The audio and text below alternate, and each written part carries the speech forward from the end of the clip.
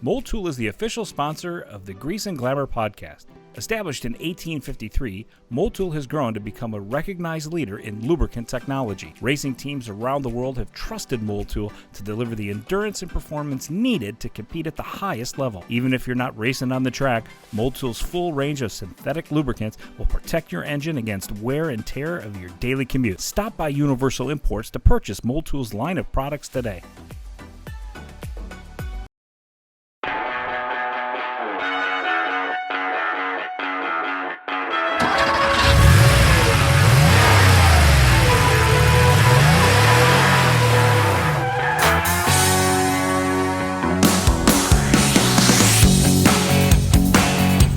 Turn that music off and we're going to play something different. Oh, couldn't wait to do this all day long. Well, okay, welcome back to the Grease and Glamour Podcast. I am Mark Fuerbacher, your host. I'm here today with Aaron Kane and with Ray Amy.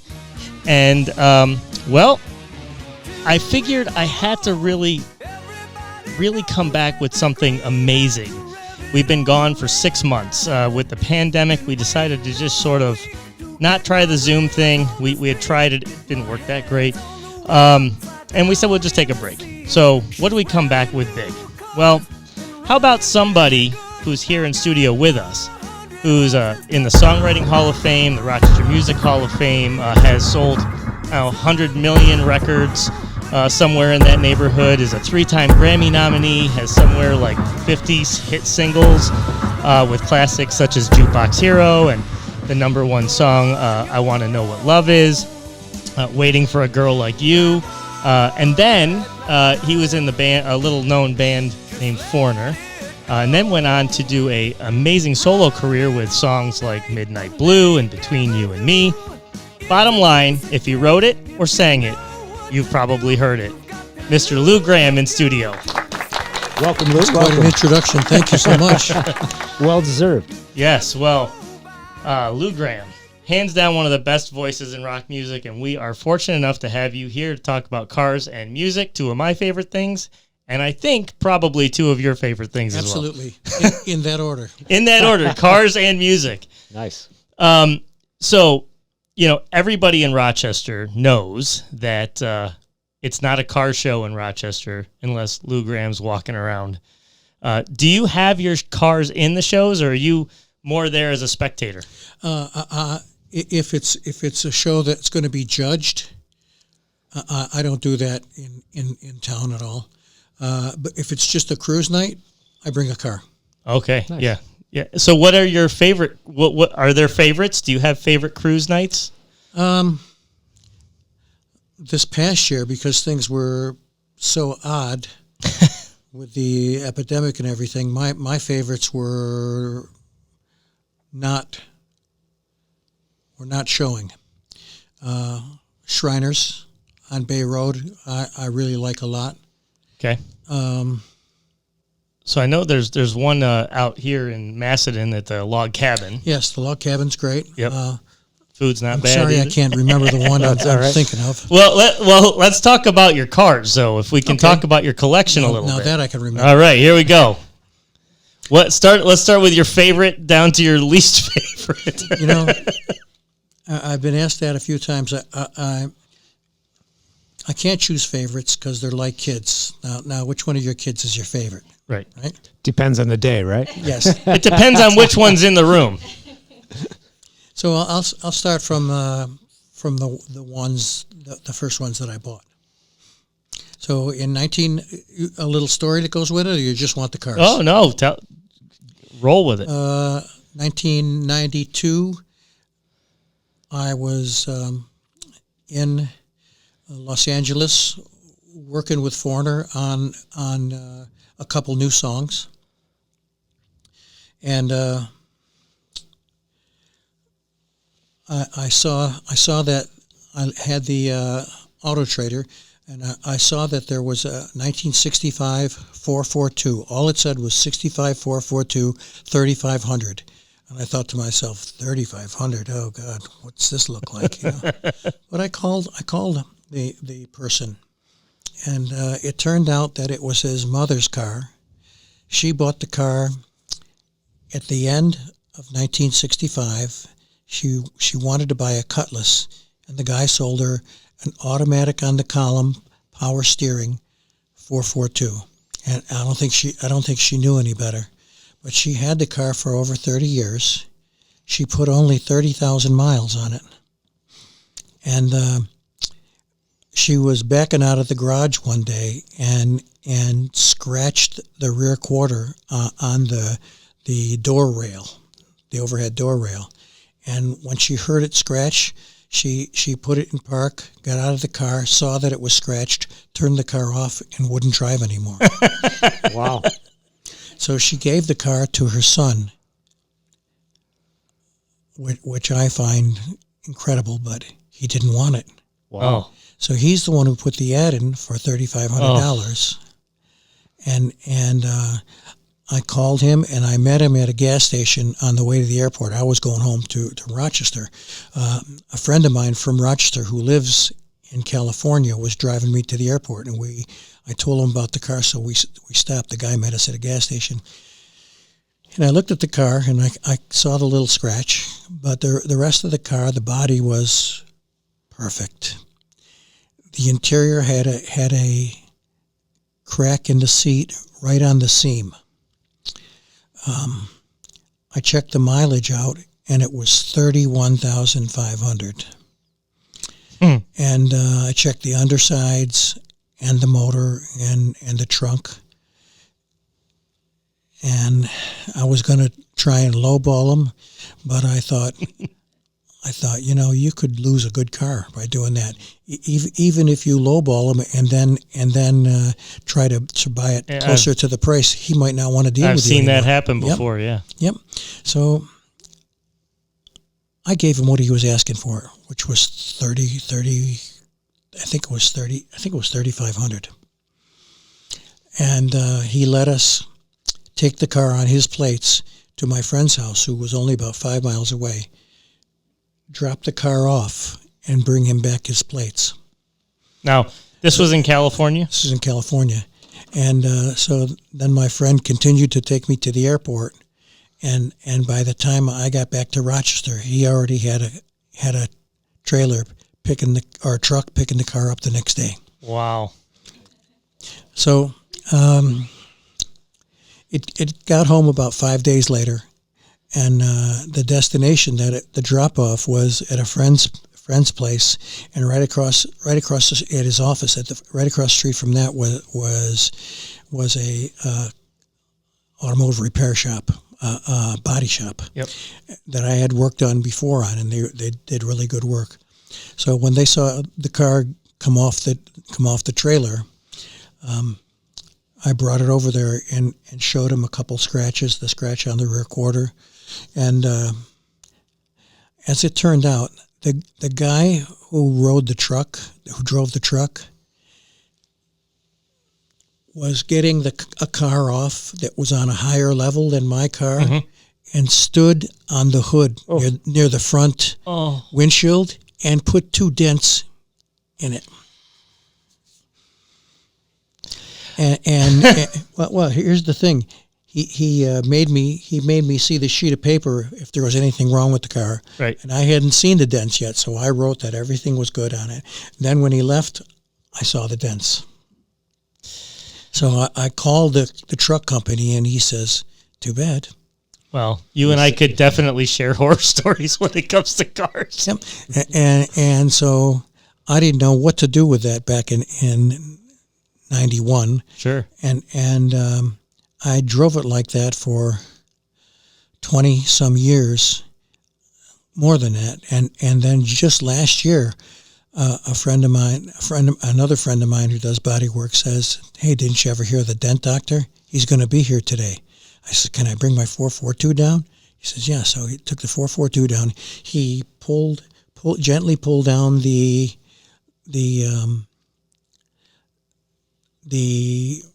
roof material near the front of the car, and massaged out the dents, and then put the roof material back. You can't see that it was ever. Wow. Well, and I think you stated this before. I don't know where I read it or heard it, but that you really like to try to keep the paint as original as possible. So it's 95% original. Yeah, that's awesome. That's fantastic. Yeah. That's really great. I did hear this interesting story. So we had before we took our little break, we had Mario Andretti on, and he had shared this funny anecdote with us that he was out in California driving with a friend, and they were going a little too fast, and they were pulled over by the police.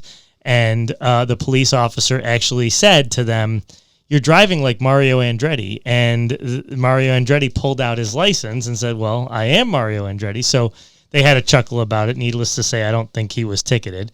But it reminded me of a story I had heard about you a while ago. I think I read it in one of the publications that you had a car that you sold and then later on regretted selling it and bought it back. Yes. The second car in my collection that I bought was a 1965 GTO, and I bought it in Arizona from this older gentleman. He had to be in his early 80s, and he and his friend back in the 60s raced that car at a drag strip in L.A. Is it L.A. County drag strip or something? I can't remember what it is, but it's a big famous drag strip. And his friend owned the car, but they were partners in racing it. And after 25 or 30 years, his friend passed away from cancer, and his friend's wife gave him the car. So he'd been driving it around as just a driver for another 10 years, and was going to buy some property and decided to put the car for sale.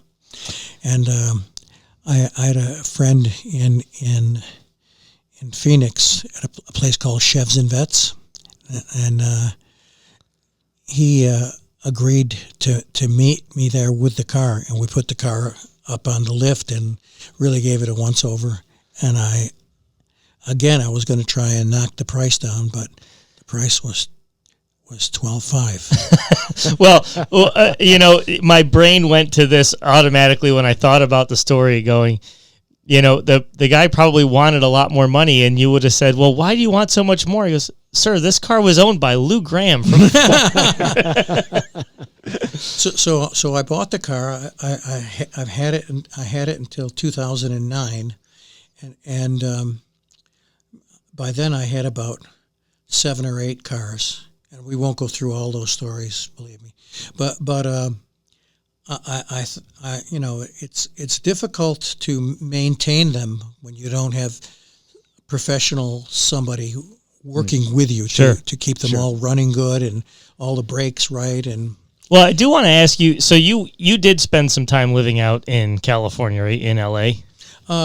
Just when we were recording out there. So I know, when you listen to Rev on the Red Line, you did some drag racing down Lake Avenue. Oh, yeah. Did you ever get a chance to drag in the aqueducts in L.A.? You always see the movies like, I think of Grease, with them driving in the, I think it's an aqueduct where everybody drives.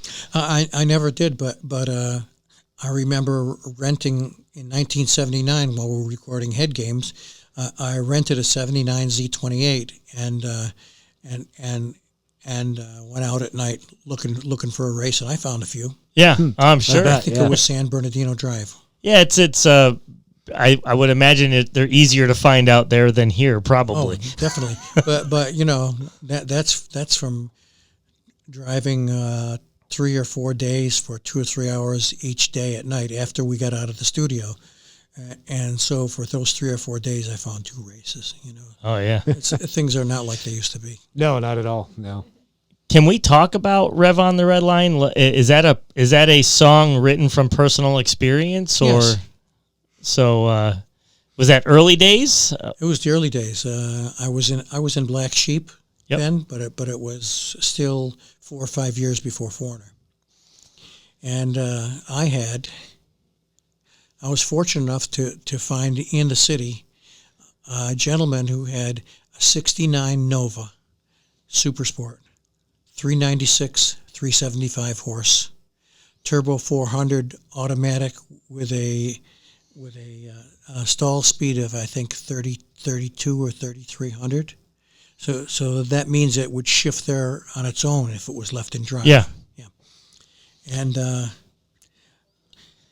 was a beautiful car. I think it had 12,000 miles on it. I think I paid $2,500 for it. That's what things were going for back in the early 70s. That's when I bought it. And I would race up and down Lake Avenue, and I rarely lost in that car. So that was the one car. That was the car that you That's the car I was writing about. Yes. Okay, so did it truly have 400 horses tucked under the hood? It was 396, 375 horses, but it was a factory blueprint car, so it probably had a little over 400. Nice. Okay, yeah. So you can't rhyme much with anything other than a solid even number like 400. So when is the last time you were on Lake Avenue revving the red line? The last time I was on Lake Avenue, I was at Lake Avenue and Ridgeway. And I came up against a 1970 Corvette 427. And I was on the inside, he was on the outside. And we took off, and I had him by a little bit, and he started creeping up on me. And then there was someone in his lane. It looked like an old station wagon with boxes piled so high in the back that I knew they didn't see us coming. And I was starting to gain on him again. And that person in his lane suddenly just made a right-hand turn into a driveway. And when he was clear, he kept on going, and I hit the back of the car. Ooh. And it drove me into two parked cars. Wow. Oh. Well, Ray has a Ford Maverick. So 73 Maverick with a Grabber? Not a grabber though, but it's got a 347 stroker in Oh. it. So I'm pushing about 440 horsepower out of it. Yeah. So he wants to take see that out to cruise nights? I do, but I'm down on I'm down in Pavilion, a little tiny town south of Leroy. So I always hit the stuff in Brockport and Batavia, that area. They had some great American graffiti cruises this year because they didn't have, because of COVID, they didn't have all the meetups going on. So there were all these pop-ups. So I did a couple of those, and those are really neat. So people were literally just cruising up and down the road instead of sitting in a parking lot in the towns. And that was very, very neat to fortunately, my way home that night, we hit a deer with the Maverick, and now it's got to be repaired this spring, but she'll be back out. So That's good. Yeah. That's good. Well, I'll tell you, people here know us as for European cars. We do a lot with vintage Porsches and that sort of thing. And so people would say that my favorite car is probably an air-cooled, late 70s Porsche 911, which it is. But my close second, which my mother wouldn't even know this, is a 77 Pontiac Firebird Trans Am, Smokey and the Bandit, Burt Reynolds, all the way. So I'm in your camp with the GMs. Well, let me tell you. Although Ray's car is pretty snazzy, I will say. He almost killed me in it. That was fun. In 1979, after we came home from touring the Head Games album, I drove into Manhattan and parked my car and went into Manhattan Porsche Audi. And this is the end of 78, and ordered a 1979 930 Turbo Porsche. It was petrol blue with solid black interior. Even the inside top, which is usually white, I had it black. And it came after, I waited about 3 months for it.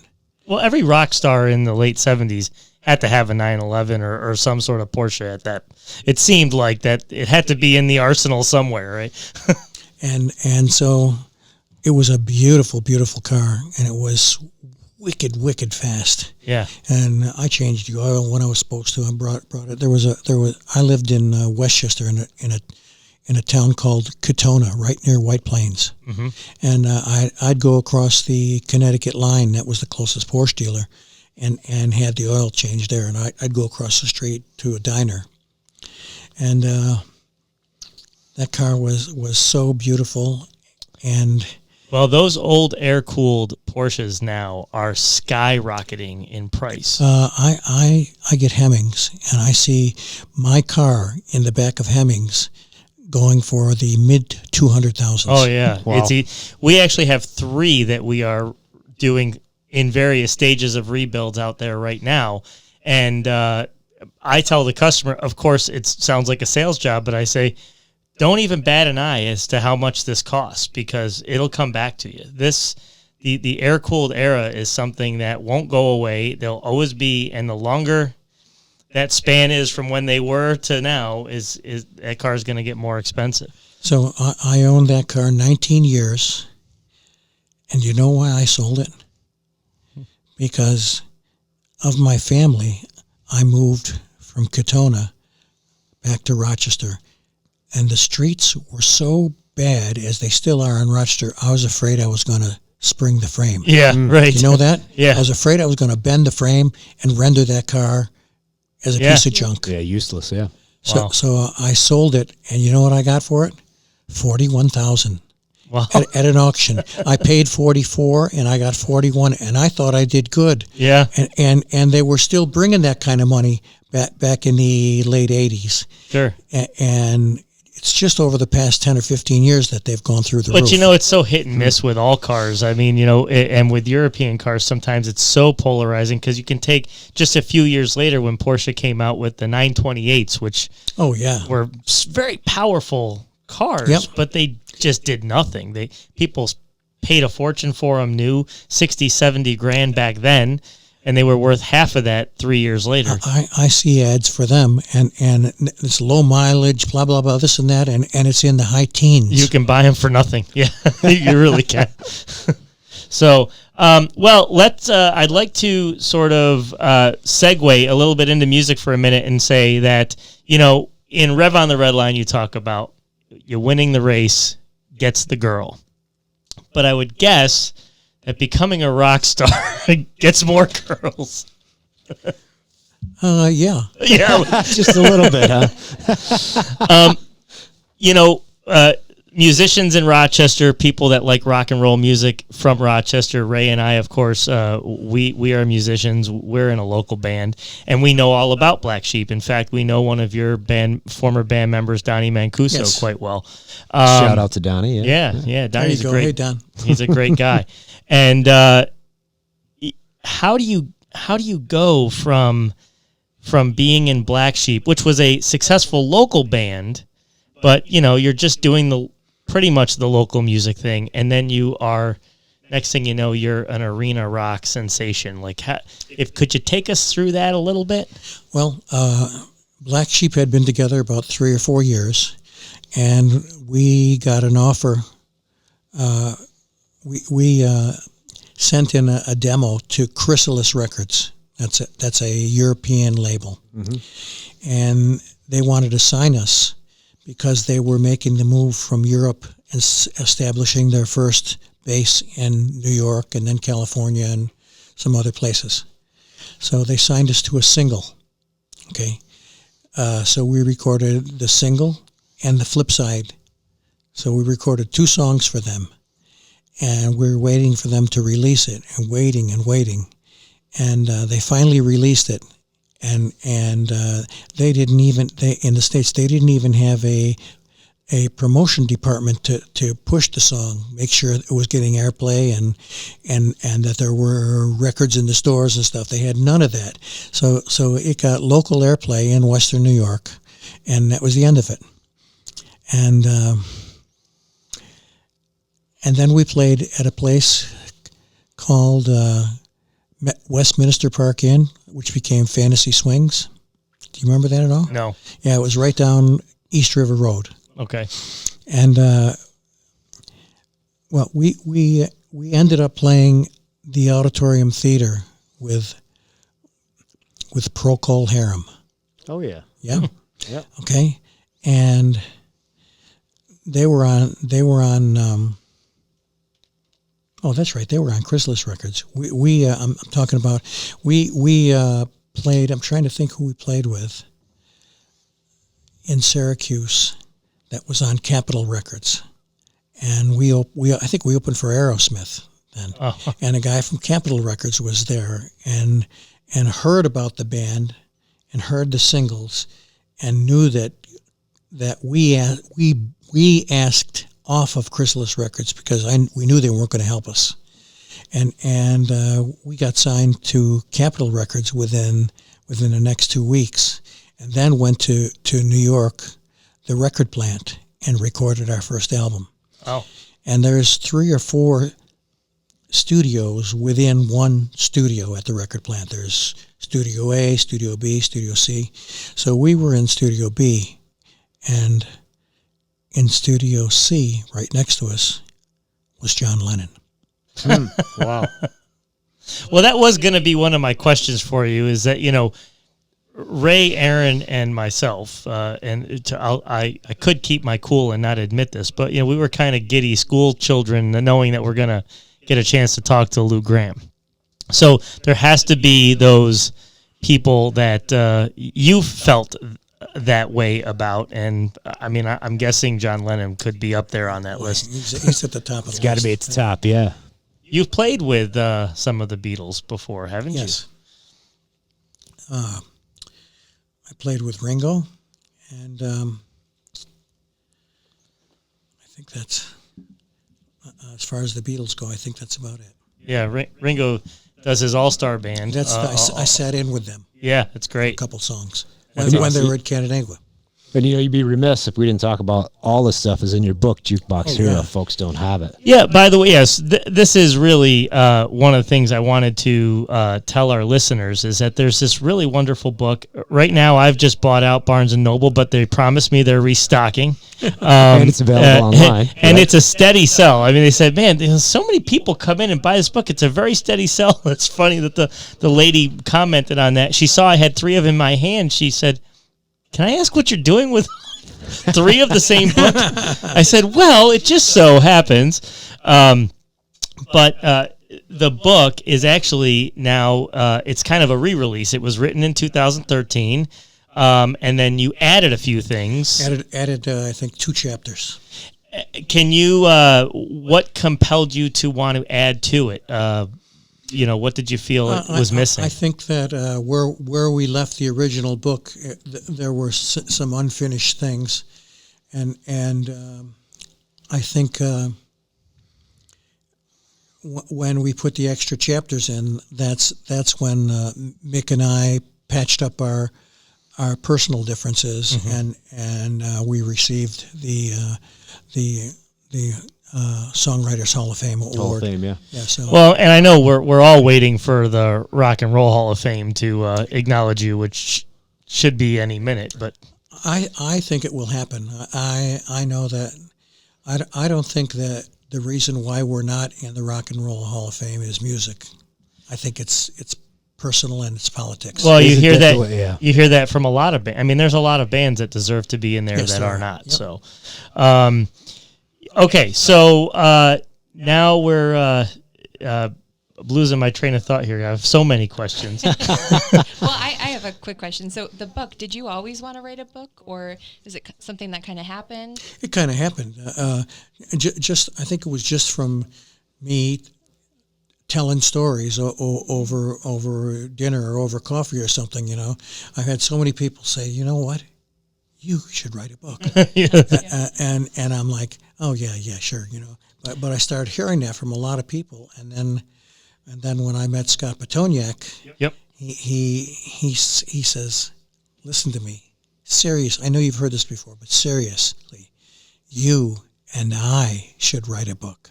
It's a good read. It's an easy read. It's got a lot of great information. It's a very honest book. So I don't want to really get too much into talking about Foreigner and the history. Everybody knows that, and they can find out about it when they read the book. But I do have a question when it comes to you, Mick, and cars. So Mick being from England, was he into the British cars at all? I mean, did you guys ever have a little fun car rivalry? Or not so much. He had in Manhattan, I think he had a Suburban for his runaround car with the family, and I think he had a Jaguar for his nights out. Yeah, you'd have to have a Jag or something like that. So whenever when we went to California and I rented the Z28, he had a small Mercedes. Yeah, right. Coming from two very different angles. Absolutely. Probably why that band worked so well. For the most part, in some ways. Yeah. Right. So you then you start your solo career after Foreigner. You have a bunch of hits in that. Fast forward even further, you create this band with your brothers, the Lou Gramm Band. Yes. And I think Donnie joined you back up for that. Yes, he did. Right? Yes. And could you tell us a little bit about that album? Because that album speaks to me, speaks to Ray also. In fact, I think you've got it here. I got it right here. Yeah. I think it's one of your best releases outside of Foreigner for sure. Thank you. I think I've been I gave my heart to the Lord. It must have been about 27 years ago, and I remember when it happened. Foreigner had just played Madison's sold-out concert at Madison Square Garden. And it was a wonderful show. I think it was one of our best-sounding shows, and the audience was feverish. They were going crazy. It was a lot of fun. And after the show, all the people from Atlantic Records in New York were there. All the musicians who lived in New York were there, and we went out, and what started out as a small dinner ended up drinking wine and then vodka and everything else. Pretty soon the pot came out, and before you know it, I was back at somebody's apartment doing lines of cocaine. Yeah. And that continued on, talking and talking, yep, and I just kind of stopped and took a step back, even in my frame of mind that I was in, which was, and I knew I was not sober. I realized that it was all bullshit. Every bit of it was bullshit. Yeah. Everybody's stroking each other, and why don't we do an album together? Oh no. Oh, yeah. Let's Right. do A lot that. of that. Yada. Oh, wouldn't this be great if we could do that? How about me being the other singer, me and Lou, and Yeah. Right. I'll bring in my sax player. Yeah. Oh. Probably a lot of imaginary super groups that potentially would have been formed. Yep.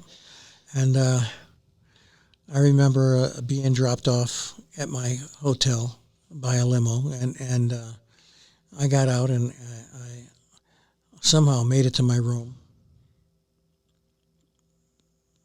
And I was so wrecked. I think I don't remember ever being that wrecked. And I got in the door, double locked the door, turned around. I took 2 steps towards the bed, and I fell on the floor. And I started crying. I started crying, and I told the Lord that this is not the kind of life I wanted to live. This is not what my parents brought me up to be like. I wouldn't want my wife or my kids ever to see me like this. I've been doing this for almost 20 years, on and off. And I'm sick of it. And I begged him to please take this evil from my life. And when I woke up the next morning, I was still on the floor. And I was supposed to catch, I think, a 8:30 or 9 o'clock plane back to Rochester to be with my family. And instead I called my attorney, who was a friend of mine. And he was at the party. And first thing he said to me is, "Are you okay?" And I said, "No." He says, "You were flying last night." I says, "I know that, you know." I says, I canceled my flight back home. I says, "And I'd like you to do something for me." And he said, "Yeah, sure, what?" I says, "There's a place called Hazleton in outside of Minneapolis." I says, "It's a drug rehab place. I've read a lot of good things about it over the last few years." I says, "I'd like you to call and try and get me admitted in there." I says, "I'm not fooling around trying to cut down or stop for 3 or 4 days, and then when I start up again, it's a big blowout." And I says, I want to change my life." I says, "Not only do I want to change it," I says, "I have to change it or I'm not going to be here too long." So I went to Hazleton for 30 days. It's, what's that, 4 weeks? Yeah, 4 weeks. 4 weeks, yeah. And of course I called my wife after I knew I was booked there and told her that I wouldn't be flying home, that I was going to Hazleton. And she started crying. She was so happy for me. And I went there and I got an incredible education about what drugs and alcohol does to your body and your mind. And they had priests and pastors there, and I saw a pastor who I talked to for a couple hours, and he told me what that stuff does to your soul also. Oh yeah. So you write this album, I guess, and that's your I guess I'm reluctant to.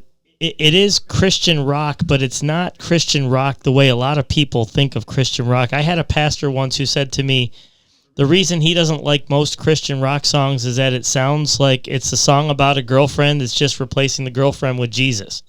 And then, so you have those types of songs, and then there's some other bands, and they're very good, but they're very technical. They're more of like a musicians type of band. But when you hear the first track on that album, it's got such bite, and I'd like to just play a snippet of it if I could.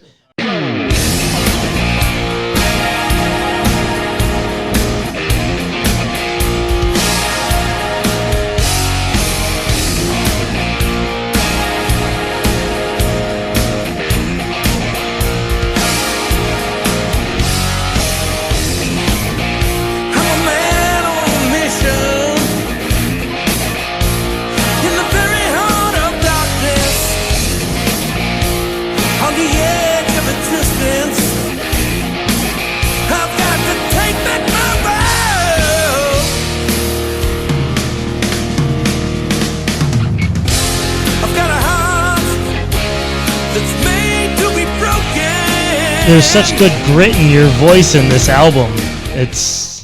I let it go. I let it all go. Perfect. Yeah. You could feel it was like the floodgates, right? Just opened up. So, is this a one and done album? Are you gonna write some more of this type of stuff? Is any of that in the future?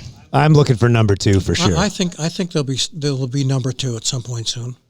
Beautiful. I did hear that there are some old unreleased Lou Gramm songs that we might be seeing. Yes, there are. We're working on those right now, and we're hoping that we don't have contractual issues with Atlantic Records, because those songs were written during my solo album, but they weren't on the record. They weren't finished, or they weren't good enough then, and we had better songs, so we put those on the album, and those were kind of the ones that were in limbo. Yeah. So I thought I could take a look at them and make them into something better than what they are, and release them myself. But apparently, which I found out, anything you recorded while you were under contract to Atlantic belongs to them. They still own. Yeah, whether it was on an album or whether it's been sitting there for 30 years. Wow. It has to be tough as a musician. You have this creativity inside you that wants to come out, but you have all this bureaucracy that surrounds it all. So nothing's just easy. So I also, my percentage of the royalties for my solo albums was, even though I had so much success with Foreigner, you'd think that they would give me a better royalty rate. I had the same royalty rate as a guy off the street recording his first album for Atlantic Records, So my albums didn't even go gold, but they did pretty good. And when I'd see my royalty statement, it was what is this? Enough to buy lunch, huh? Well, let me ask you, I just would like to get this perspective from someone who was such a big influence in the rock genre for so many years, and in a time where people were buying vinyl, CDs, cassettes, and that's how you could make money. Where do you make the money these days? Is it all in touring? And now with COVID, you can't even do that. So I feel for these musicians. Mostly in the writing. Yeah. So you're right, because your songs just land on Spotify now, and I'm not even sure how the royalties work on stuff like that. It's very poor on Spotify. It's very poor. The poorest of any of them, I think. Yes. Yeah. They're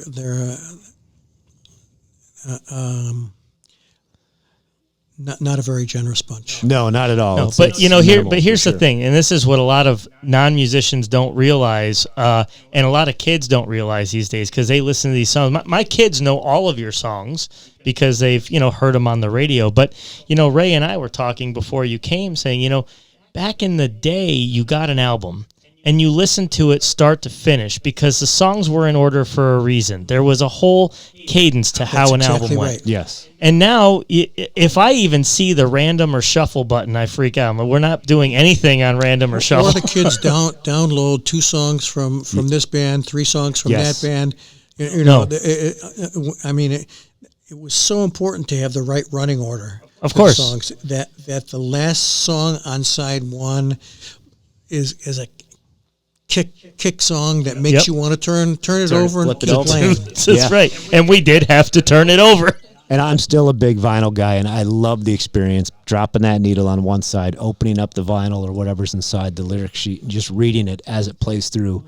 And you have to pay attention because it is a needle going across, and you have to get up and flip it over so you're engaged in the whole process. And that just doesn't happen today. Like you said, it's all about the hit single and nothing else. The whole album could be crap. The rest, that one song could hit, and nobody even listens to the rest of it. In fact, I think now artists are even putting out just singles. There's not even record albums coming out anymore. That's it's right. Such a shame. Yeah. Yeah. Well, the songs that I was hoping to work on and release would have been a 3-song EP, but putting it online to be downloaded. Yep. Either any one of the songs or the 3 of them. Yeah.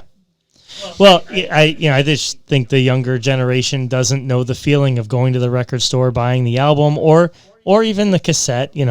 I had a Walkman glued to me through my high school years, and you'd get the cassette or the album, and you'd come home and you'd listen to the whole thing, and you'd maybe you got lucky and the lyrics were written in there because you couldn't go on Google to find out what they were saying in the song. And there was just something so special. Even, for example, like you take the Double Vision album. You look at the album covers. They have a meaning. Did we get in trouble for that? Yeah. Oh, did you know about that? No. No. We were wondering if you guys did it or if it was promotion guy that did it. It was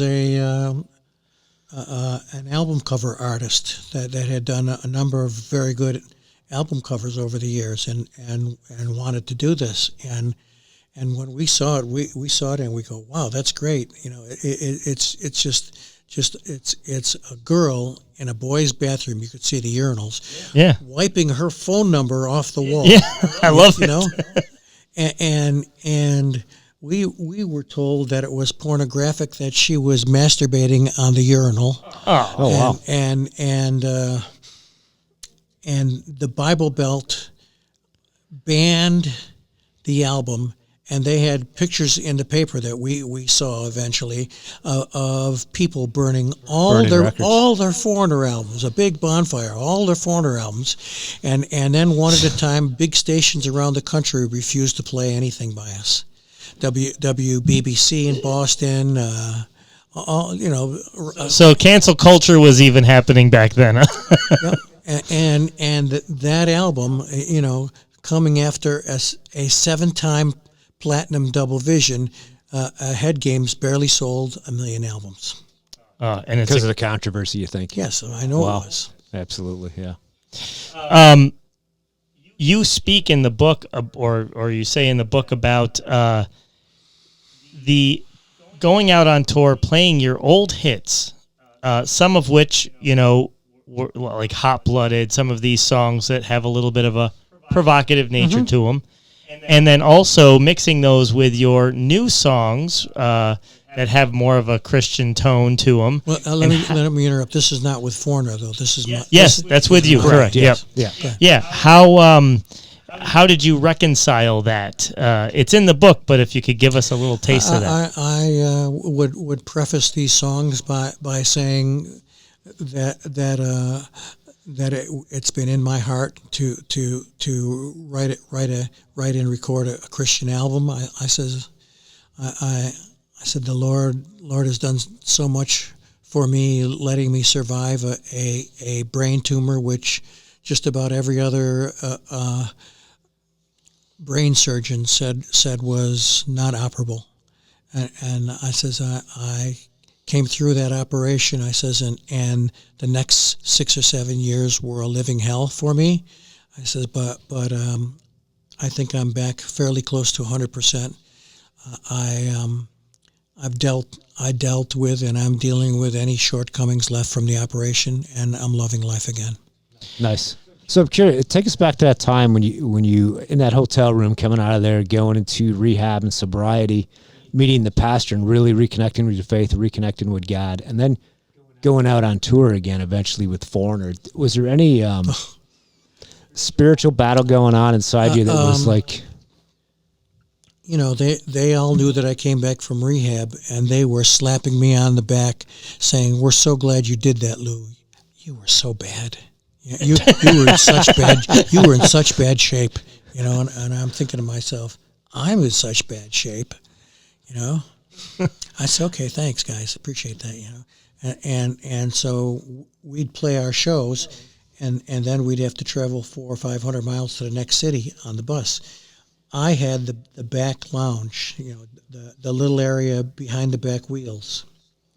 And then there were bunks, and then there was the front lounge, which was big, had a stove and a refrigerator and a cool stereo and all that stuff. And that's where we used to play euchre. and Crazy Eights and all sorts of stuff, and we play a couple hands, and then it was, and so we probably would leave the show we were playing at around. The show would end around a little after 11. Then we'd go sell merchandise and sign things for that. By the time we'd actually get in the bus and head on the road for the next city, it was probably about 1:00. Wow. And the crew was still tearing down the equipment. Yeah. So we'd be on the road 6-7 hours sometimes, and we would be playing cards and smoking and snorting and drinking hard alcohol for the whole trip. And one at a time you'd see guys go, "That's the last hand for me. And that at some point though, everybody was clean on some tours, though, right? Or no? Did that not happen? No. So after I gained sobriety, I stayed in the back lounge, and I knew that they were still playing up there, just like I used to play with them up there. Sure. So when I had to use the restroom was right across from where they were playing. And I go out there and I go, "How's it going, guys?" And they go, "Oh, good, Lou. We're having a lot of fun." Blah blah blah. Blah. And I'd come out of the bathroom, and they take me by the arm and bring me over to where they were, and I could see the mirror with the and all that, and again they go, "We just want to tell you how proud we are of you for doing that." That's great. Because we were so worried that you were going to die. But here that is, right? And I had some pretty funky nights.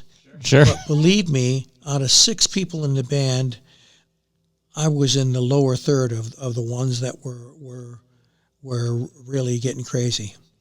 Wow. But they were so happy that I straightened myself out, and I said. And I told them as I was walking back to the back lounge again, looked over my shoulder, I says, "I'm waiting."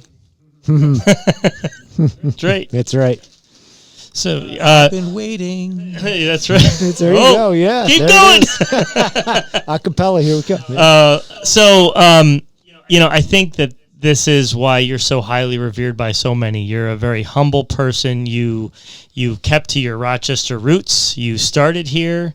You live here. You're a big member of the community. I think you've even made a joke that one day you might go get a job at Wegmans. That would be something to see, I will tell you. And this book really tells it like it is. It's a great read. I recommend anybody out there to go grab that book. In fact, the reason I bought out the shelf was that we are going to ask Lou if he'll be so kind to autograph these books, and I am going to announce a winner from one of our listeners that we're going to give the book away to. Whoever isn't so lucky will have to go out and buy it, but you can find it in your bookstore, find it online, I'm sure on Amazon and all the other places. Can I make an aside? About 3 years ago, Foreigner had a reunion show, big 2017, reunion show with his new band and the original band. Yes. And I was obviously in the dressing room with the original band, and there was nobody drinking. That's awesome. Not Mick, not anybody. That's great. And I didn't say a word, but I was so thankful. That's awesome, yes. And it probably just creates a whole different dynamic, a good dynamic. Well, I had no idea what the band was going to sound like. We only had one rehearsal. And here we were playing with the band that he had been playing with for 4 or 5 years now. Right. And when we came on and played our songs from the earlier albums, the band was killer. Oh, yeah. There's no sloppy mistakes. It was tight. You sounded great. The videos, you can find them if you search for them.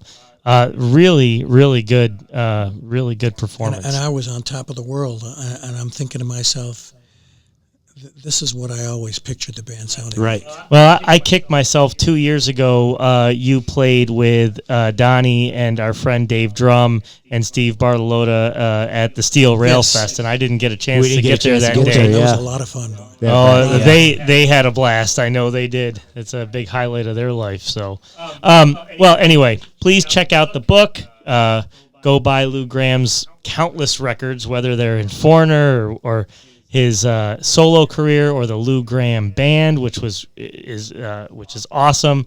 And we'll end with kind of a couple quick rapid fire questions. Your favorite car ever? I think my 68 Camaro Super Sport. And is that a car you still have now? Okay. Nice. Never get rid of it? Never. Okay. Because if you sell it to me, I will use that line and say, yeah, this car was formerly owned by Lou Gramm, so it's doubled in price since you sold it to me. Your favorite song to perform? Jukebox Hero. Aaron, I know this was killing you because you wanted to tell them your mom's favorite song. Yeah, my mom's favorite song is Midnight Blue, and I told her that that's nice. We were coming in, and she was like all in her glory. So yeah, I love Midnight Blue. Yeah. Can I tell a quick story? Absolutely. You can stay all day long. We'll keep going for the next hour if you want. Where is this going to be heard, by the way? So this podcast for our listeners and for Lou is on Apple Podcasts, Google Podcasts, Spotify, Stitcher, everywhere podcasts are found. And we're also, with Lou's permission, going to be putting this up on YouTube as a video podcast as well. So there's probably a good chance that some of the foreigner guys may come across this and hear it. Sure. We hope so. Is that good? I can try and hide it from them if you like. Hey, we can edit anything you like, so that's fine. You were going to tell a story, though. I'm not going to tell it now. All right, off air, we'll get that. Well, I mean, I just want to say personally, Lou, I think, as growing up, like I said, knowing that you're from Rochester and the voice that you have is just golden. And the music you put out, I've been a fan for a long Thank time. You so much. And knowing that you've gone through sobriety, come to the faith, and putting out some great faith music is what I call it. And where you are today, I just thank God for that and thank you for that. So thank you. I thank God for that too. Yes, absolutely. Yes. Not a day goes by, really.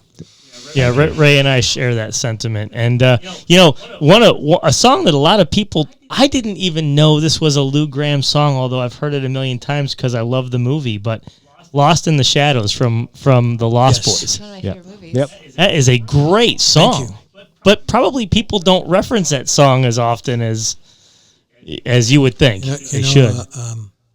The producer of that song is Joel. The movie is Joel Schumacher.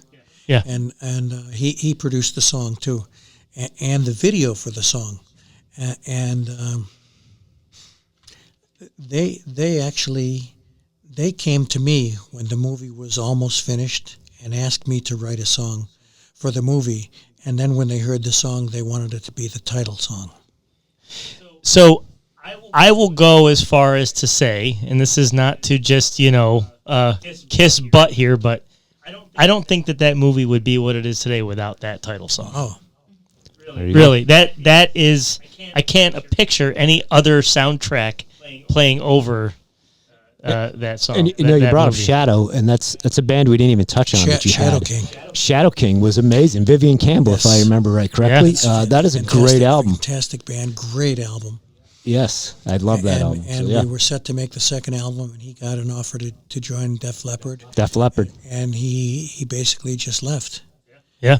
And he was such a name that I couldn't even think about doing another album without him being part of it. Right. So, Well, that album is stellar, so well done on that Thanks. one. For sure. Have you That's ever one of heard my that? Favorites. Oh yeah, and your rendition of "Stairway to Heaven" is yes. pretty awesome too, I will say. So, ladies and gentlemen, one-off. check out everything that Lou has. It's all out there. You can find it. You get his albums. Bob, is there a place where they can go to get merchandise? LouGrammOfficial.com. You can also email me, mark@universalimports.com, or Aaron. If you have any questions for Lou, I'm sure you'd be willing, if I sent an email out, Bob, to answer if someone had a question. I mean, I could keep you here all day and all night, but we want to be respectful of your time. And there's a lot more car stuff. I'll come back again another time and we'll pick up where we left off. That's Oh, I love that. I love it. Lou Gramm, thank you so much for your graciousness. Thanks for I really having me. I appreciate enjoyed it. myself today. Thank you. God bless you, man. Ladies and gentlemen, look for Lou out at the car shows. Let's hope that this summer will be a little bit different. The pandemic will be behind us, let's hope, and that we'll be able to enjoy cars and sunshine and rock music. So, all right, until next time, I'm Mark from Universal Imports, the Grease and Glamour Podcast, coming to you from 834 Linden Avenue, universalimports.com, the only name you need to know for car sales and service. And check out our numerous other podcasts. And thank you, Ray, for joining us. Thank you for having me. And thank you, Aaron, for being here. And we'll see you next time.